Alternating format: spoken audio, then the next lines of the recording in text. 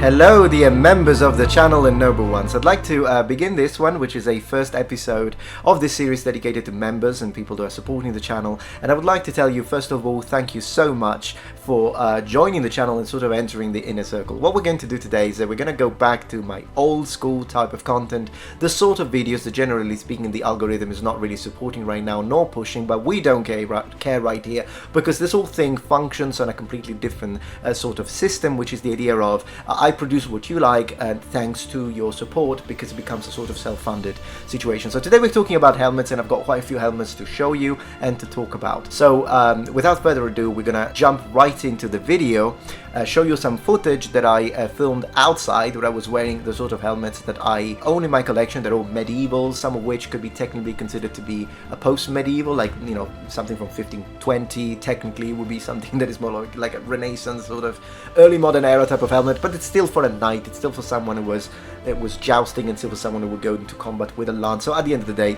I would say late medieval war technology. We're gonna start with a late 15th century Kettle Hat in the Italian style. Now this is a really interesting type of helmet because you can see that it's where eventually the sallet will develop, and in Germany even the very first types of sallets really were kettle hats like this one, with just a slit will cut so that you could wear it a little lower on your face, and then eventually they will attach that as a separate section, and maybe elongating it a little bit or making it into a visor. But right now we're looking at something that is literally just a hat of steel that you put on top of your head. Now I really like this one specifically because it's a little bit of what could be considered a late Italian version. So it's smooth, it's not as pointy as some of the Germans ones, and it also doesn't look like the sort of kettle hat that usually were more common in England, like the ones that look like actual hats, which are great in video games, particularly when you look like a little spearman. But at the end of the day, I do prefer this model. The second helmet we're going to look at is this great helm, but please keep in mind that differently from the 12th century type of great helm, which not only tend to be flat head, whereas this one, as you can see, is a little bit of a sugarloaf shape, but it's interesting that this one is particularly bigger. The reason is that original early types of bucket helms, pot helms, or great helms were supposed to be worn on top of your head while you were wearing a male coif, and that's it, maybe a little bit of padding. But in the case of this one, which is a late 14th century one, the great helm that is really big is supposed to be worn on top of a secondary helmet.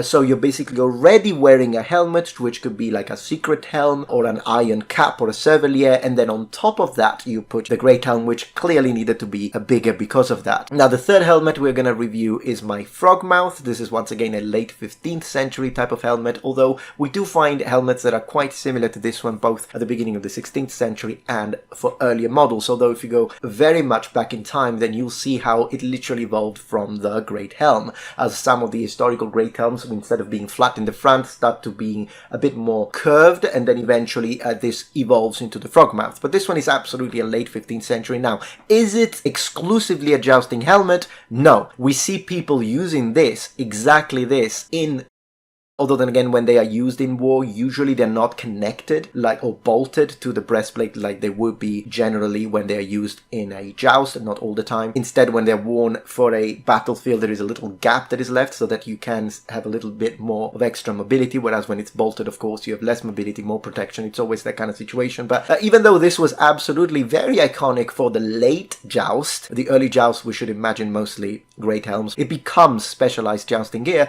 but it is also a type of helmet that was absolutely possible to use in war if you wanted to go for 100% protection at the expenses of mobility, breathing. I mean, I wouldn't use it for war, to be honest, but I really like it anyways. It's a little claustrophobic. One of the things we'll talk about today, it was also used for war, just a little less than other helmets such as the bassinet and in general visored helmets. And talking about visored helmets, that's where we enter the fourth helmet that today we're going to discuss, which is this armet or armé. In this case specifically, it's a 16th century type of helmet, but in general, as a jousting and war technology, it had already been in use for throughout the 15th century, and a lot of armets, particularly this one is German, specific to Nuremberg, so southern Germany, a little bit Austria, that kind of style, which is the Maximilian style. But armets were very popular in Italy. They wouldn't have the ridges on the top, which is part of the Maximilian style, the so-called fluting. They will be smooth and maybe a bit pointier. In general, the armet as a type of helmet is a helmet that is very close-fitting, very low profile, as opposed to the massive great helm and frogmouth even more so. And because of the fact that it sort of connects at the chin, goes all the way underneath, in order to enter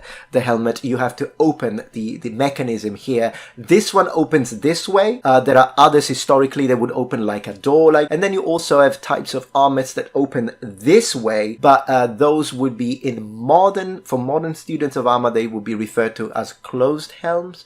But please do keep in mind that we shouldn't be too pedantic about that. Oh, that's not an armet, it's a closed helm because it opens this way. Well, we shouldn't be too pedantic about that, because at the end of the day, in period, they were all called armet if we read the sources. Of course, one of the main advantages of this type of helmet compared to all the others is the fact that it has a visor. So not only you can open it up, breathe in some nice fresh air, look around and sort of gain some of the benefits that you would get from the Kettle Hat, but also you can close it down when you're about to charge and gain full protection, once again similarly to the sort of protection that you would have with a Great Helm, and almost like a Frogmouth, although then again the Frogmouth is the most solid. Okay, so let's talk about vision now. When I put these helmets on, of course the one that grants the most vision is clearly the Kettle Hat, but it's important to underline that when it comes to vision, if you open the visor with the armet, it's the same. Like, I'm literally losing nothing. So at the end of the day, if you had the money, I think a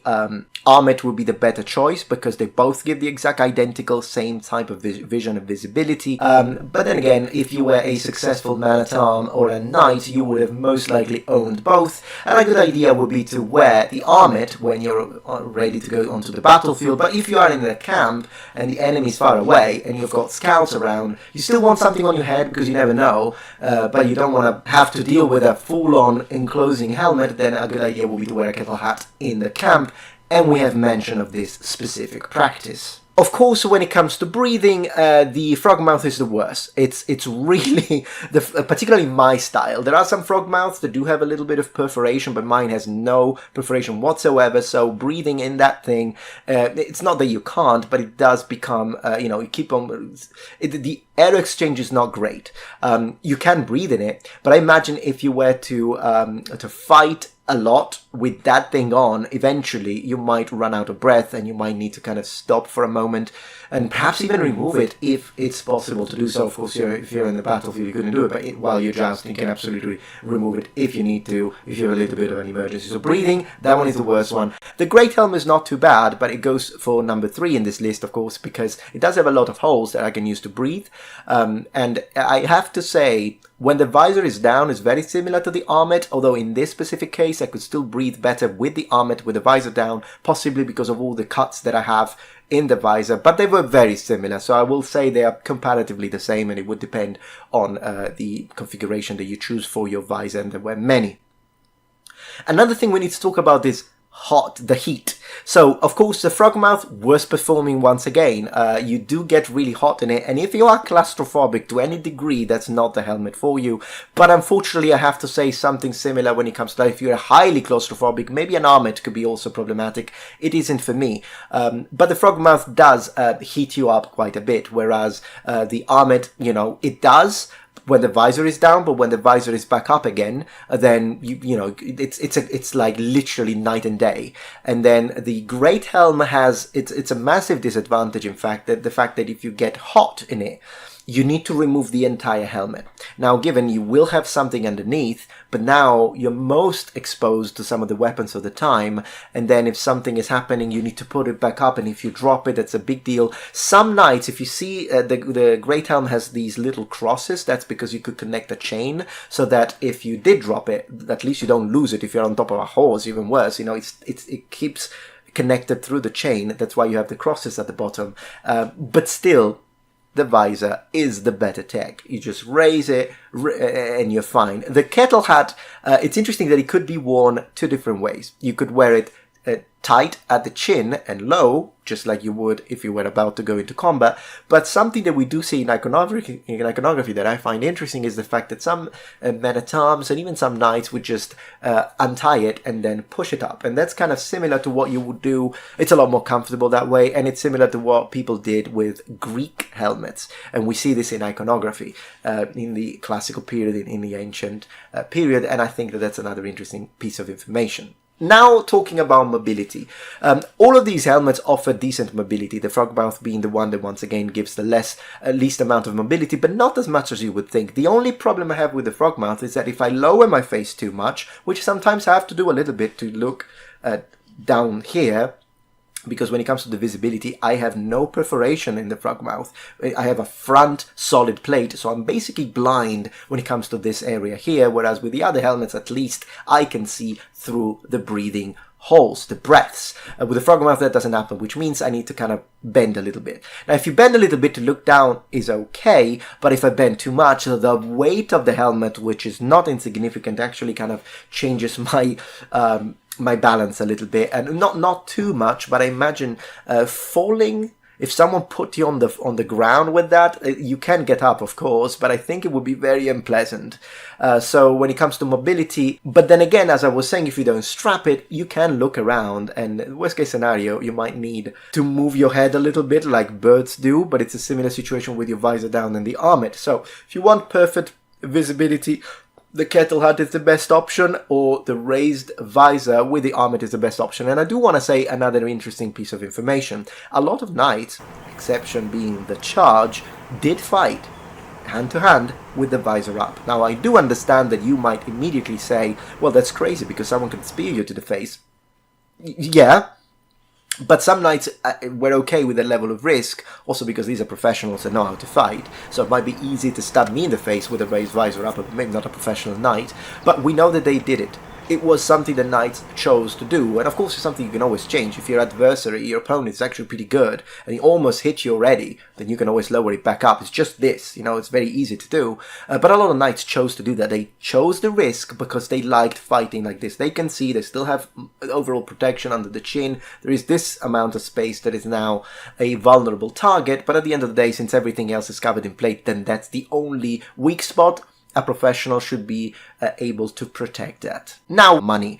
Obviously, the Kettle Hat is the least complicated, together with the Great Helm. I want to say that these two should have a similar price, and when I bought them, they basically cost me exactly the same. Now, of course, very much will depend on the armorer and how much they charge in general. Now also the sort of finish, because my Great Helm is kind of a matte finish, whereas my Kettle Hat is a pearl polish finish, so that also influences the price. But in general, they should be relatively similar, with the Great Helm being a little more expensive depending on who you're ordering from. But when it comes to the Frogmouth, well, that was very expensive. In fact, I paid $1,300 to get it, and I have to say that it's worth all of that, but it is of course prohibitively expensive, and sometimes it can cost up to $2,000, $2,500, depending who you're asking to make it for you. The armets tend to also be expensive, and they do range between $1,200 to $3,000, depending. If in America they can be very expensive. In Europe, usually you can manage between $1,200 to $1,500, $2,000, depending on the armet. This one specifically, I only got for $500, but that was because it was kind of a sale offer, and also it doesn't have a liner, so they kind of reduce the price. Usually helmets all have a liner inside. I have a dedicated video on the channel showing those liners and the inside of the helmets and talking about it. I'll leave a link in the description of this video if you want to kind of learn more about the inside of the helmets instead.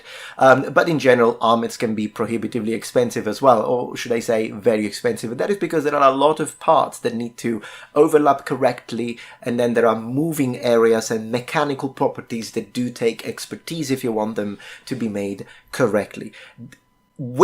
So after all of this, which is my favorite of these helmets? And I'm gonna have to say that considering all of these factors, the armet is absolutely my favorite.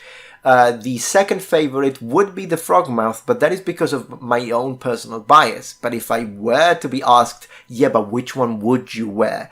Then if it's a joust, yes, I would wear a frogmouth, but if it is a battle, I would probably go for a great helm, although then again, depending on the century, otherwise I'll go for an armament, which is why I'm putting armament number 1. So I'm going to do armament number 1, frogmouth is my second favorite, third will be the great helm, just because it's very symbolic, isn't it? It kind of makes you feel about that sort of feudal era, heroic era of the medieval fairy tales in a way, so I really like it because of that. In fact, I was talking with Jason Kingsley, and the Great Helm is his favorite when it comes from an aesthetics perspective, and last would be the Kettle Hat. But absolutely, let me know your own list. Which would you wear if you could only pick one, and also which one is just the most aesthetically pleasing for you. Thank you very much as always for your support. I hope you enjoyed this episode, and thank you for joining the Metatron's channel.